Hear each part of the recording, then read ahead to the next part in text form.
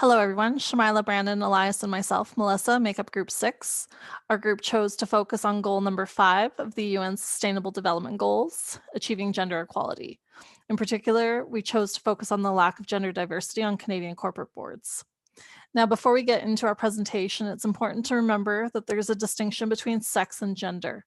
Sex refers to the biological attributes of humans, usually categorized as male and female.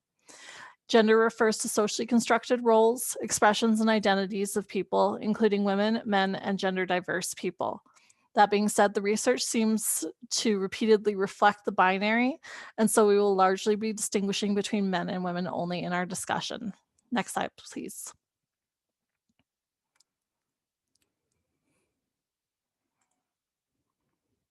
So what's the issue? Across the country, companies in Canada lack diversity in relation to gender, along with several other factors, including race and ethnicity. Why is this problematic? We know from the research that board diversity results in better decision-making. If all directors are the same age, race, of the same education and background, you're going to get a similar perspective. The consequence of this is that you might lose perspective, not get a complete picture, and thereby not accomplish your strategic plan. Next slide, please. In terms of what's being said, the research does indicate that women actually need to be more qualified than their male colleagues to be considered for an executive role. So this means more education, this means potentially having more experience, even though they're applying for the same positions. And a lot of women who have served on executive boards or currently are serving on boards actually feel that their experience and their expertise isn't valued collectively or appreciated because of that disproportion that exists. And some women who work in roles that are below executive leadership roles feel like their potential essentially is capped in organizations, and they're not actually able to break that glass ceiling and reach those leadership roles that they want to pursue.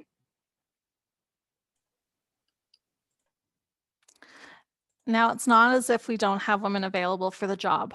In 2020, Canada's population was over 38 million people, split equally between the sexes. If our population is 50% female, why can't our boardrooms be? And it's not as if we don't have qualified candidates. In 2011, 64.8% of women between the ages of 25 and 64 had completed post-secondary education. Women tend toward degrees in education, health, arts, and humanities, while making up less than half of graduates in science, technology, engineering, and math. Next slide, please. Notwithstanding that we have the candidates, in the 2016 census, women constituted only 19.4% of all directors in Canada. Of the corporations surveyed, 15.2% had more than one woman, 28% had one woman, and 56.8% had no women.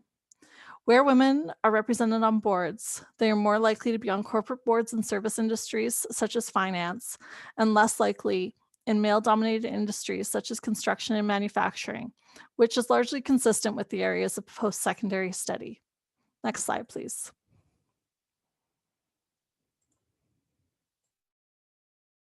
In summary, the research basically shows that women have consistently been underrepresented in executive leadership roles.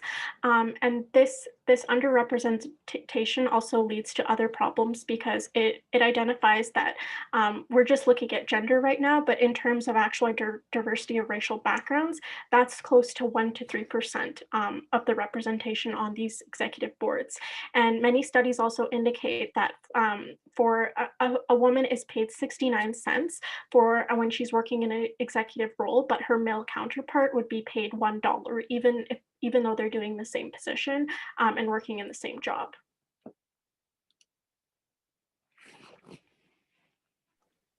When we dive a little bit deeper into this challenge, we start to see the problematic mindset that begins with the hiring decisions where personal attributes are seen as qualifications and even goes beyond to establish standards within organization or the team. Next slide, please. This perpetuates hegemonic masculinity in existing boardrooms where women are already at a disparity. The cycle of hiring those who are more similar to us fits with the existing ideological biases in boardrooms that calls for unity, stability, and harmony. And this creates a positive feedback loop where without appropriate control could contribute to the immediate cause for lack of women in the boardroom. Additionally, the lack of empowerment for women to resist hegemonic masculinity, whether in companies or society as a whole, has also been found to play an underlying causal role to the challenges we are discussing today. We see the positive effects of empowerment to drive social change, notably in the hashtag #MeToo movement and the collective momentum generated by increasing numbers of victims speaking up. Next slide, please.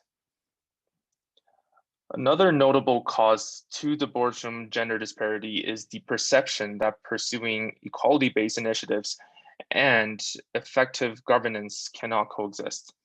There are a lot of research that found that executive female leadership is actually more effective than male in certain situations. However, possible underlying cause to the perception goes back to hegemonic masculinity and the lack of motivation to shift away from the existing mental norm. Next slide, please. Shifting to career development. We see opposing underlying effects from maternity leave policies in women's career advancement journey. Research has found that robust mat leave benefits protects women's career advancement. However, certain companies also see mat leave benefits as decreasing the employee's return on investment relative to their male counterparts. Next slide, please. All right, so to get into the history of the issue, so over the last 20 years, the share of female board representation has remained relatively stagnant, and this has forced 14 national governments to enact gender quotas for corporate boards. Next slide, please. So Letty Whitehead was the first female to serve as a major board member of a Fortune 500 corporation in 1934, and she did so for almost 20 years afterwards. And Stanford research has indicated that the average Fortune 500 company elected its first female director in 1985. Next slide, please. So many organizations have argued that this disparity would disappear naturally over time with many of the initiatives being taken. But unfortunately, this hasn't taken place, and it really shows that the systemic nature of the problem and the root of the problem still exists. There are larger pools of women in academia and consulting, and this is associated with new routes to boardrooms, but much work is still to be done. Next slide. So countries such as Norway have implemented harsh quotas where any company that has less than 40% board representation faces fines or being delisted from the stock exchange. These quotas have unfortunately not always worked, and Norway had about the same board representation of females before the measures as afterwards. So a positive feedback loop is necessary in creating a more accessible climate for women to attain board positions moving forward.